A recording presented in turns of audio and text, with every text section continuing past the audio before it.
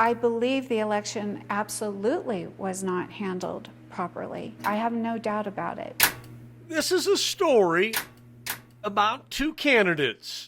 Tony, this comes down to what's the full story? A story about 33 mysterious late arriving ballots. It is my hope that your influence and your spotlight will be enough to attract the attention needed to expose the truth of those 33 ballots.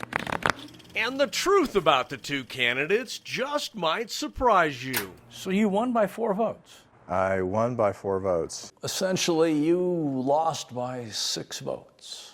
I had 658 supporters. Two different outcomes, but both share that same uneasy feeling that something was just not right. Does this election pass your smell test? No, it doesn't pass my test. There's wrongdoing, and it's not acceptable. Hi there. My name is Tony. I work at Channel 7. Oh, and one other important point.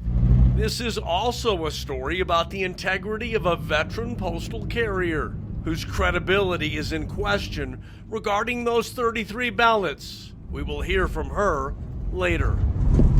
The setting for this election and this controversy is underneath these beautiful trees. It's about 27 miles from downtown Denver.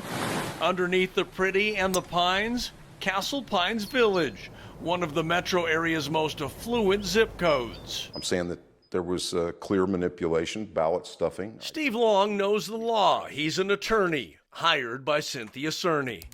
The 33 ballots, I believe those were put in the last day in order to cause the election to have an outcome that wasn't the real outcome. After the election back in May, Long sent this 2-page letter to the board accusing the Castle Pines Metro District of election fraud. He says it may have prevented Cynthia Cerny from winning a seat on the board. The top of that letter says election fraud. Is that what you believe? Yes. It's a strong word. What's it mean to you? Wrongdoing, rigging, ballot stuffing, a lack of transparency. Which brings us to those 33 mysterious ballots and the unanswered question, where did they come from? According to this investigation report requested by the board and conducted after the election, a postal carrier dropped off the ballots. The ballots did not have stamps, and the report says the postal person allowed the receptionist to put stamps on the ballots so they could be accepted. How come there's not a camera showing like who arrives at the front entrance? That would seem like it would be important. Denver 7 Investigates reviewed security camera video from inside the district office. She hands them over to the lady in the green. The hallway camera shows an employee handing over a bunch of ballots. But here's what's interesting. None of the security cameras inside or outside the building show the ballots getting dropped off. And the one camera that could have shown the postal carrier delivering the ballots, the camera at the front door, well, for some unexplained reason, that wasn't working. The investigative report, it indicates that they were ballots dropped off by the post office, which were not postmarked. U.S. Post Office procedures would not permit that, so I know that's baloney. What he's saying is if you believe this report, a postal carrier delivering ballots without stamps and without getting processed through the post office would be a postal violation by the postal carrier. Which brings us back to that roadside interview. You realize they're investigating this, right? Yes, which is why we can't speak about it. Okay. You guys have to speak to lawyers. She's the postal carrier accused of delivering the unstamped, unprocessed 33 questionable ballots. Can you tell me, did you do anything wrong? You'll have to talk to the lawyers. I can't answer the question. When we first approached her, it was clear she was advised to not answer questions.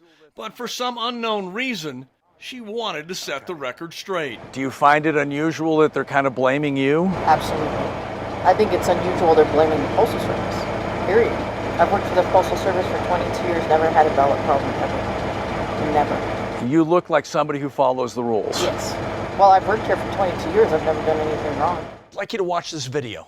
We brought that interview back to one-time candidate and current board member Tad Walden. Does that video raise questions about the integrity of the election? It raises questions about the integrity of the stack of ballots that were received on May 5th. it taints them. That would include me being elected.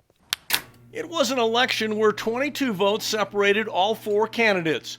Walden was one of 2 winners. Cynthia Cerny was one of 2 not elected. The president of the board, the person responsible for elections, they don't want to answer my questions. They don't want to see this video. What does that say? I get that they don't want another controversy, and neither do I. But if this is true, then this needs to be dealt with. We need an honest discussion as to what took place. We need to know the truth about those ballots. In responding to that letter sent by Cynthia Cerny's attorney, the attorney for the board denied any election fraud or any election improprieties. But when asked if we could review those 33 ballots that showed up on election day, that request was denied. The question about the role those 33 ballots played remains unanswered.